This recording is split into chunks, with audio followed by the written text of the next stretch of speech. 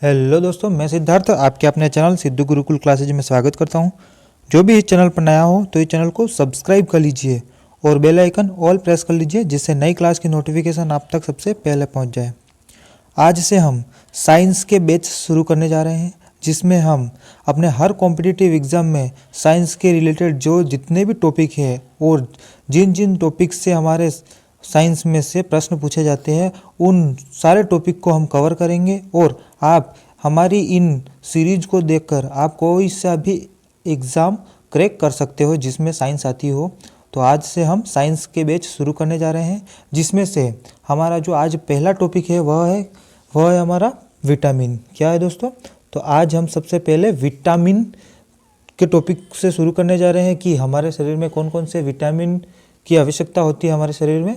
तो मतलब उन सभी टॉपिक को हम आज डिस्कस करेंगे जो आपके हर कॉम्पिटिटिव एग्जाम में पूछे जाते हैं। तो आज की क्लास में हम विटामिन शुरू करने जा रहे हैं कि हमारे शरीर में कौन कौन से विटामिनों की आवश्यकता होती है जिससे हमारा शरीर स्वस्थ एवं सुरक्षित रहता है। तो आज की क्लास में हम विटामिन को डिस्कस करेंगे।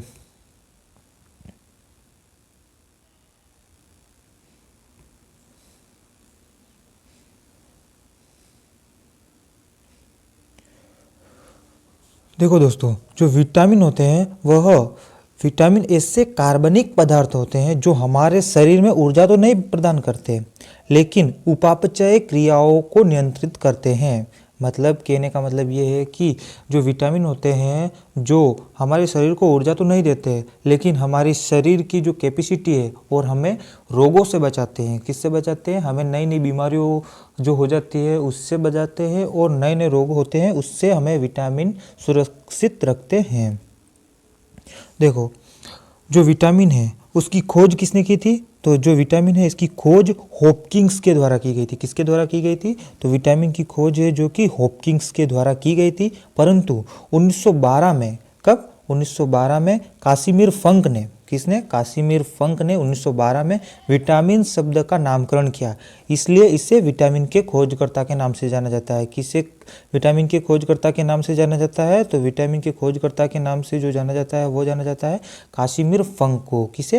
कासिमिर फंक को। देखो, हॉपकिंस ने ही विटामिन की खोज की थी, परंतु 1912 में फिर कासिमिर फंक ने विटामिन शब्द का नामकरण किया। इसलिए विटामिन के खोजकर्ता के रूप में कासिमिर फंक को ही जाना जाता है। किसे जाना जाता है? तो कासिमिर फंक को विटामिन का खोजकर्ता जाना जाता है।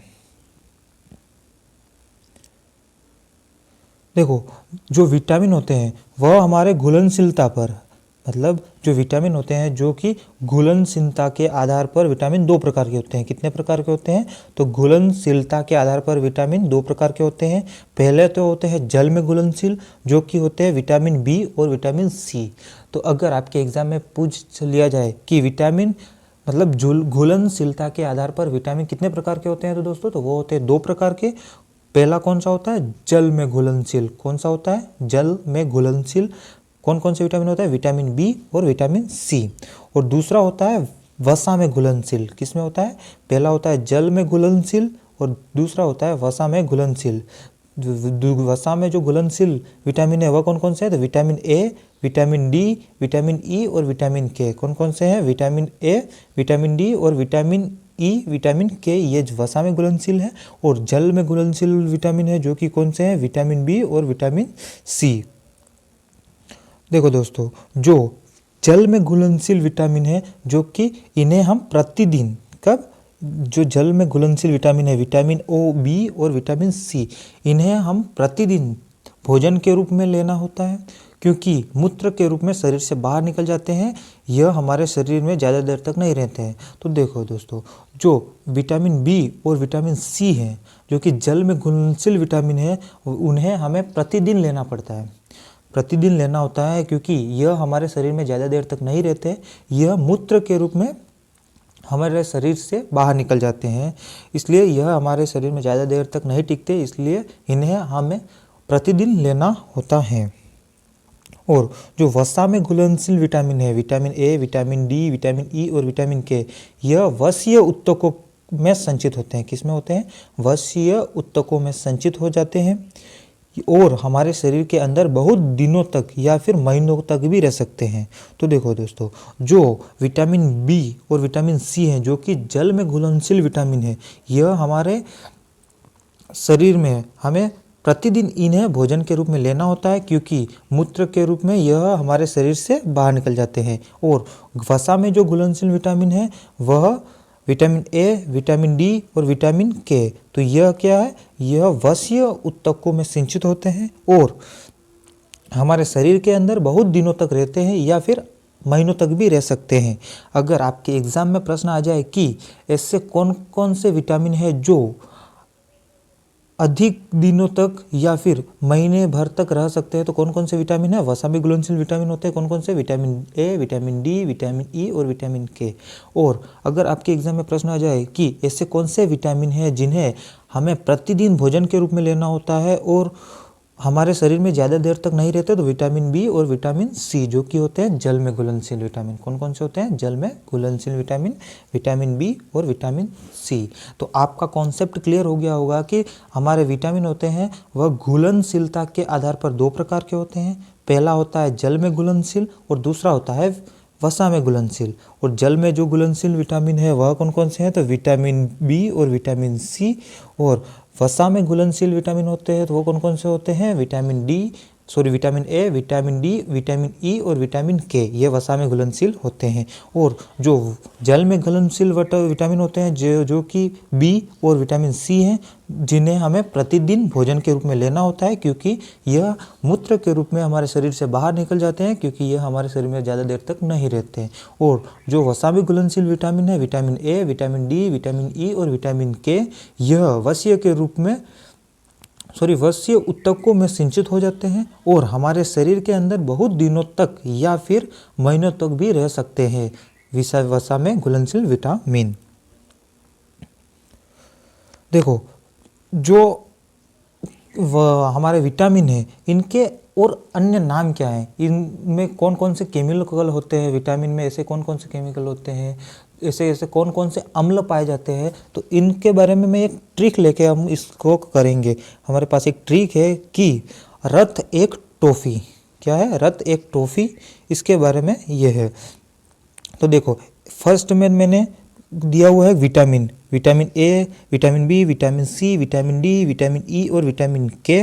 और एक तरफ हमने दिया हुआ है विटामिन, इसकी ट्रिक, और एक तरफ इसके केमिकल नेम दिए हुए हैं। तो देखो, विटामिन ए, इसका मतलब र यानी रेटिनॉल, क्या है, र यानी रेटिनॉल। विटामिन बी, इसका केमिकल नेम या फिर इसमें जो अम्ल पाया जाता है या फिर इसका वैज्ञानिक नाम भी कह सकते हैं, इसे हम वैज्ञानिक नाम भी कह सकते हैं। तो विटामिन बी, इसका नाम है थायमीन। इसमें कौन सा केमिकल होता है, थायमीन। विटामिन सी, इसमें होता है एस्कॉर्बिक एसिड। कौन सा होता है, एस्कॉर्बिक एसिड। विटामिन डी यानी हमारी ट्रिक है वह क, मतलब हमारी ट्रिक है रथ एक टॉफ़ी, क्या है, रथ एक टॉफ़ी। तो क यानी कैल्सीफेरॉल, क्या है, कैल्सीफेरॉल। विटामिन ई यानी टोकोफेरॉल। और विटामिन के यानी फिलोक्विनोन, क्या है, फिलोक्विनोन, इसका केमिकल नेम है। तो हमने इस सारणी के रूप में हमने इसे पढ़ा कि विटामिन में कौन कौन से केमिकल होते हैं। तो इस सारणी को आप अच्छे से देख लेना। और आप अगर ये देखो, हमारी जो ये क्लास की जो पीडीएफ है वह आपको अपने टेलीग्राम चैनल में देखने को मिल जाएगी। आप वहां जाकर इस क्लास की पीडीएफ को डाउनलोड कर सकते हैं और हमारे टेलीग्राम चैनल का जो लिंक है वह आपके इस क्लास के वीडियो के डिस्क्रिप्शन में आपको देखने को मिल जाएगा। और देखो, टेलीग्राम चैनल अवश्य ज्वाइन कर ले, क्योंकि हम पल पल की जो अपडेट हैं और क्लास होने के बाद उसके जो नोट्स हैं और करंट अफेयर्स की जो पीडीएफ है वह हमारे टेलीग्राम चैनल में आप अपडेट कर देते हैं, जिससे आप और देखकर और पीडीएफ डाउनलोड करके आप देख सकते हैं। तो आप टेलीग्राम चैनल ज्वाइन करना ना भूलिए।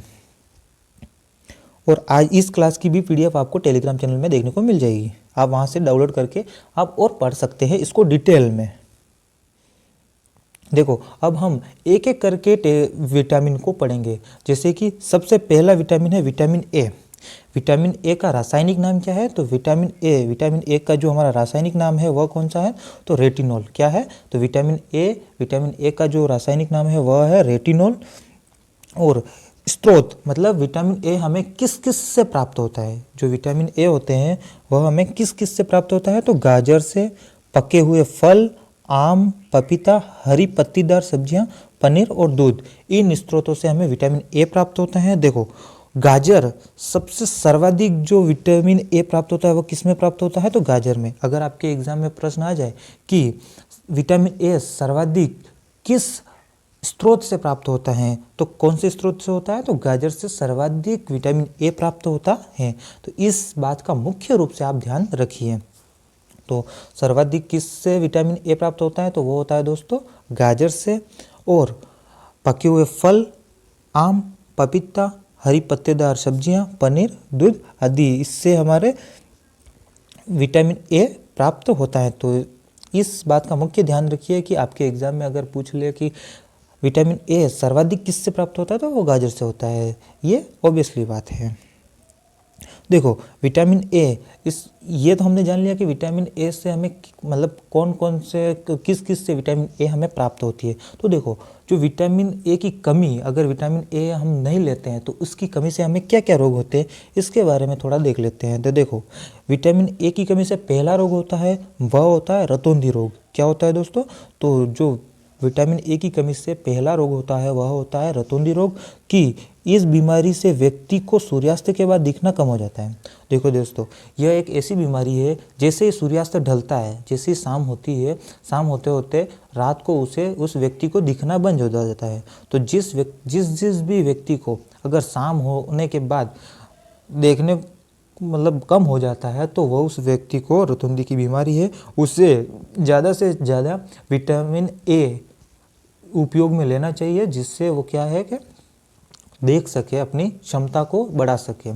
तो जो विटामिन ए की कमी से जो रोग होते हैं, पहला रोग होता है रतौंधी, जो कि सूर्यास्त के बाद दिखना कम हो जाता है। और दूसरा जो रोग होता है विटामिन ए की कमी से, वह होता है जीरोपथेलमिया। क्या रोग होता है, जीरोपथेलमिया दूसरा रोग होता है, जो कि इस रोग से आंखें सूक्ष्म हो जाती है। कैसी हो जाती है, इस रोग से आंखें सूक्ष्म हो जाती हैं, मतलब आंखें छोटी छोटी हो जाती है। जीरोपथेलमिया रोग एक ऐसा रोग है जिससे व्यक्ति की आंखें होती है जो कि छोटे छोटे हो जाती है। कैसी हो जाती है, तो इसकी आंखें हैं वह छोटे छोटी हो जाती है।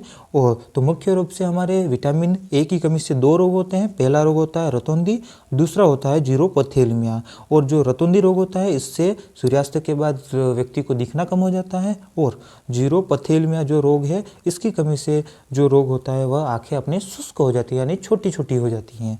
मुख्य रूप से विटामिन ए की कमी से ये दो रोग होते हैं। इसलिए इन मुख्य बातों का ध्यान रखें। तो इसलिए आपको ये ध्यान होना चाहिए कि विटामिन ए को हम किस प्रकार सबसे ज़्यादा विटामिन ए को ग्रहण कर सकते हैं। तो विटामिन ए को सबसे ज़्यादा जो ग्रहण करोगे वो किससे कर सकोगे, तो हमने पढ़ लिया, आप अच्छे से उसको देख के और विटामिन ए अच्छे से प्राप्त कर सकते हो, जिससे आपको ये बीमारी या फिर यह रोग आपके शरीर में उत्पन्न नहीं हो। दूसरा रोग है विटामिन सी। देखो दोस्तों विटामिन ए और विटामिन बी, अब विटामिन बी को हम आगे की क्लास में पढ़ेंगे, क्योंकि विटामिन ए में ऐसे बहुत विटामिन बी में बहुत सारे विटामिन हैं जिसको कवर करना अच्छे से, उसको डिटेल में एक क्लास में अच्छे से पढ़ेंगे। इसलिए आज की क्लास में हम विटामिन बी को नहीं पढ़ेंगे, वो पढ़ेंगे दूसरी क्लास में। आज की क्लास में विटामिन ए और उसके बाद विटामिन सी पढ़ लेते हैं, और विटामिन बी है वह दूसरी क्लास में पढ़ेंगे। तो देखो दोस्तों जो विटामिन सी है, इसका जो रासायनिक नाम है वह क्या है, एस्कॉर्बिक एसिड। क्या है दोस्तों, तो विटामिन सी, इसका जो रासायनिक नाम है वह है एस्कॉर्बिक एसिड। क्या है दोस्तों, तो एस्कॉर्बिक एसिड इसका रासायनिक नाम है। देखो दोस्तों इसको जो स्रोत है कि विटामिन सी हमें किस किस से प्राप्त होता है, तो विटामिन सी है वह हमें किस किस से प्राप्त होता है, तो वह होता है दोस्तों आंवला, जो कि सर्वाधिक प्राप्त होता है। जो आंवला होता है ना दोस्तों, उससे सर्वाधिक विटामिन सी प्राप्त होता है। किससे प्राप्त होता है, तो विटामिन सी जो होता है जो कि सर्वाधिक प्राप्त होता है, तो वो किससे प्राप्त होता है, आंवला से प्राप्त होता है। फिर खट्टे फलों में ओबियसली विटामिन सी होता है। तो देखो दोस्तों नींबू है, संतरा है, इमली है, अमरूद है और पपीता, इन आदि ऐसे जो फल है जो खट्टे फल होते हैं उससे हमें विटामिन सी प्राप्त होते हैं। देखो दोस्तों, इससे विटामिन सी है, इसे हम घाव भरने वाला विटामिन भी कहते हैं। देखो इस तरह समझते हैं कि दोस्तों, जैसे कि किसी का एक्सीडेंट हो गया, मान लेते हैं किसी का एक्सीडेंट नहीं होना चाहिए, पर अगर किसी का एक्सीडेंट हो गया तो डॉक्टर उसे भी ये इमली, नींबू, संतरा ये खाने को कहते हैं, खट्टी चीज़ खाने को कहते हैं। क्योंकि देखो, छाछ नहीं कह रहा हूँ मैं, खट्टी चीज़, खट्टे फल, जिससे क्या उसके घाव होते हैं, जो कि घाव हो गए होते हैं वो जल्दी भरते हैं। इसलिए विटामिन सी की जो होता है, इससे घाव भरने वाला विटामिन भी कहते हैं। और विटामिन सी है वह हमें सर्वाधिक जो प्राप्त होता है वह आंवला से प्राप्त होता है। और इसमें खट्टे फलों में ज़्यादा विटामिन सी प्राप्त होता है जैसे नींबू, संतरा, इमली, अमरूद, पपीता, इन सभी में विटामिन सी होता है। सो दोस्तों, आज की क्लास में हमने विटामिन में कि विटामिन कितने प्रकार के होते हैं, घुलनशीलता के आधार पर कितने प्रकार के होते हैं, तो कितने प्रकार के होते हैं, 2 प्रकार के होते हैं, जल में घुलनशील और वसा में घुलनशील, इसको हमने डिटेल से पढ़ा। उसके बाद हमने विटामिन ए, विटामिन सी, इसको भी हमने डिटेल से पढ़ा। अब विटामिन बी रहा है, जो कि इसके अन्य अलग अलग नाम है, विटामिन सी रहा है, विटामिन ई रहा है और विटामिन के रहा है। इसे हम दूसरी क्लास में और डिटेल से पढ़ेंगे। और इस क्लास में जो जो हमने पढ़ा है, इसकी जो पीडीएफ है वह आपको अपने टेलीग्राम चैनल में देखने को मिल जाएगी। सो जो भी व्यक्ति हमारे टेलीग्राम चैनल से नहीं जुड़ा है वह टेलीग्राम चैनल में ज्वाइन हो जाए, जिसकी जो लिंक है आपको इस वीडियो के डिस्क्रिप्शन में मिल जाएगा। और जो भी इस चैनल पर नया जुड़ा हो तो इस चैनल को सब्सक्राइब जरूर कर ले, क्योंकि और बेल आइकन वाले प्रेस कर ले, क्योंकि पल पल की जो नई क्लास होगी वह आप तक सबसे पहले पहुंच जाएगी। क्योंकि आज के बाद हमारी ये क्लास है वह रात 8 बजे परमानेंटली शुरू होगी। तो हमारी साइंस की क्लास है जो कि कब होगी, तो रात 8 बजे हमारी ये क्लास लगातार चलती रहेगी। और आप हमारी इन क्लासों को देखकर कोई सा भी एग्ज़ाम है वह अच्छे से प्राप्त कर सकते हो। और आज की जो हमारी क्लास है वह आपको कैसी लगी यह कमेंट बॉक्स में ज़रूर बताइए, और हम आपके लिए और अच्छे से समझाने की कोशिश करेंगे। सो मिलते हैं अगली क्लास में, तब तक के लिए बाय बाय, जय हिंद।